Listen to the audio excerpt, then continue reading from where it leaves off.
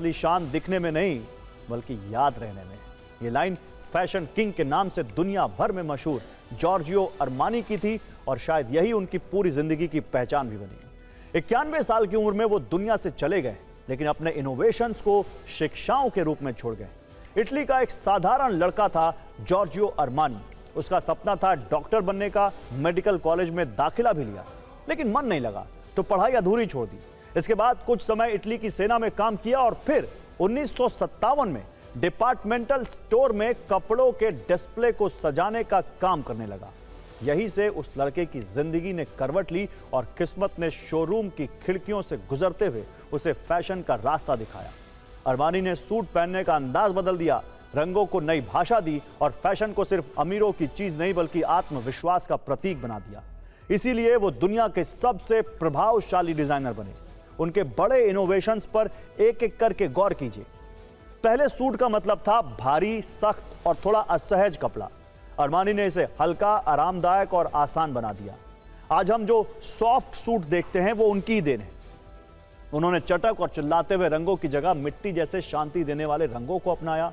Grey और beige का mail तैयार किया, जिसे उन्होंने ग्रीज कहा। यह रंग आज हर बड़ी मीटिंग और दफ्तरों के कॉर्पोरेट कल्चर का हिस्सा है, जिसे आप इंग्लिश कलर कहते हैं।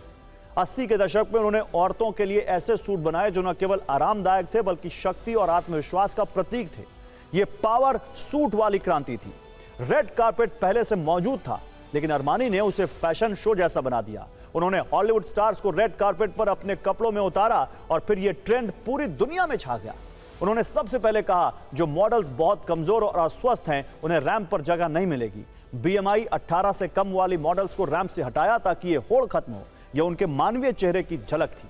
2007 में उन्होंने अपने फैशन शो को इंटरनेट पर लाइव किया, जबकि उस समय ज्यादातर लोग इस ओर ध्यान नहीं दे रहे थे। कई बड़े फैशन हाउस उनके ब्रांड को खरीदना चाहते थे, लेकिन उन्होंने हमेशा स्वतंत्र रहना चुना। इसलिए अरमानी का नाम हमेशा उनकी मौलिक अभिव्यक्ति बना रहा। कुल मिलाकर अरमानी ने फैशन की दुनिया को यह सिखाया कि सादगी और सहजता ही असली स्टाइल है। अंत में जॉर्जियो अरमानी की उसी लाइन का जिक्र फिर से करना चाहूंगा, असली शान दिखने में नहीं बल्कि याद रहने में। अरमानी ने यह बात सच साबित कर दी। उनकी जीवन यात्रा और उनका काम वाकई याद रखने लायक है। तो फिलहाल फिक्र आपकी में यहां पर वक्त है एक विराम का, लेकिन